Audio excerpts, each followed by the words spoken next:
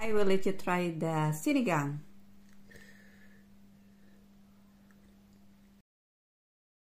What do you think? Masarap. Ngayon guys ay magluluto ako ng sinigang. Ito ang gagamitin ko. Sinigang sa sampalok mix. May ano na siya, gabi, kamatis at spices. Pero may mga spices pa akong ihahalo. Ipapakita ko sa inyo anong mga ingredients ng sinigang ko ngayon. Yan, pork ribs. Hindi lagi makabili kami ng pork ribs sa supermarket. So, my lucky day today.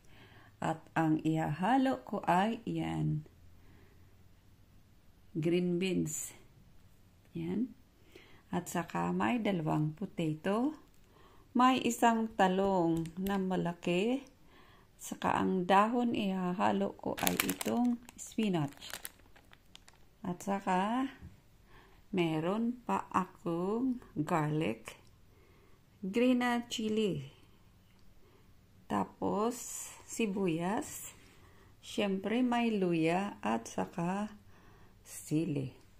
So, ihahanda ko muna ang mga kailangan guys. I-slice ko. Yan sila. Hugasan yung spinach at iba pa. So, keep on watching. Natapos ko na pag-slice yung pork ribs, guys. At saka malinis na ang spinach, green beans, ang potato, binabad sa tubig, at saka yung talong. Oh, nag-umpisa na kasi siyang mangitim. Ibabad parang hindi siya mangitim. So, start na tayo ng ating pagluluto.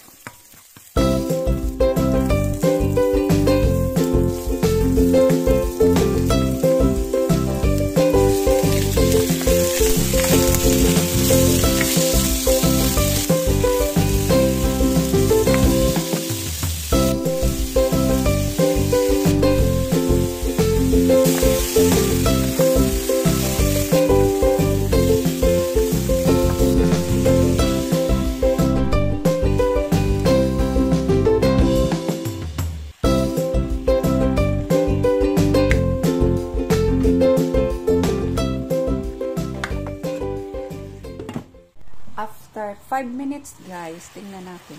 Check natin. Yan.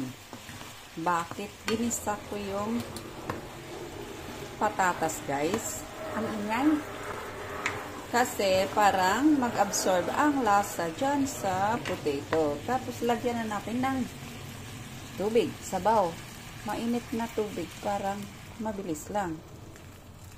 Yan. Yan, depende na lang yan sa inyo kung gaano kadami ang sabaw gusto nyo.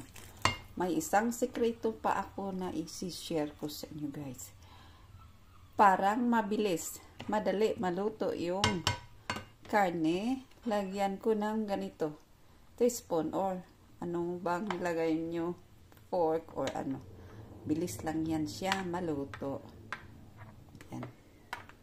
Tapos, balik ang takip hanggang maluto ang pork ribs. I-check na lang every now and then. Takpan. After 5, 10, 15 minutes guys, tikman natin kung naluto na ba. Right. Ano ba yung ating ito, try natin. See? Malambot na. Pati yan. Kung lalabas na yung buto dito, naluto na yan guys. So next ay i-add natin yung talong at saka green beans.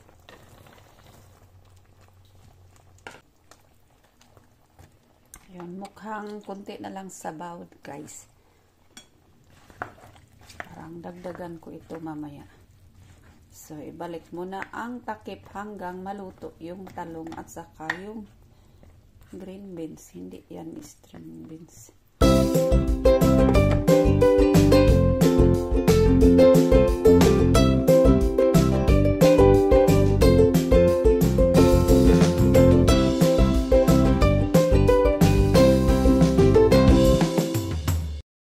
Check na naman natin guys. Sure ako na luto na yan. Yan yung green beans.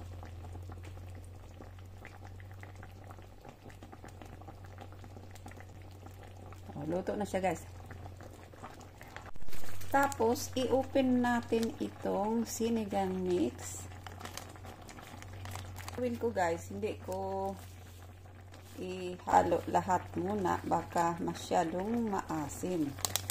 Yun lang muna.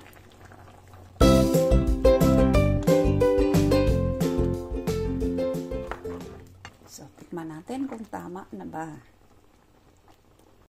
Tama lang talaga guys yung kalahati nilagay ko. Hindi siya masyadong maasim. Hindi talaga ako mahilig sa sinigang na maasim guys. Takpan muna natin para maluto yung mga sili.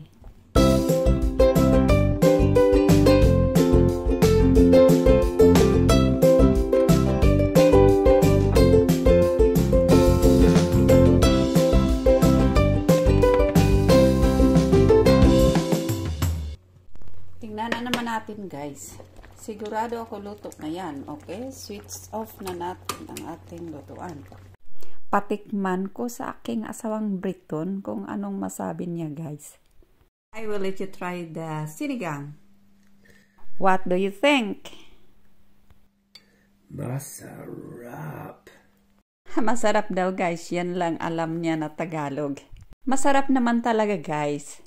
Yun lang ang ma-share ko sa inyo ngayon. Thanks for watching. Bye-bye.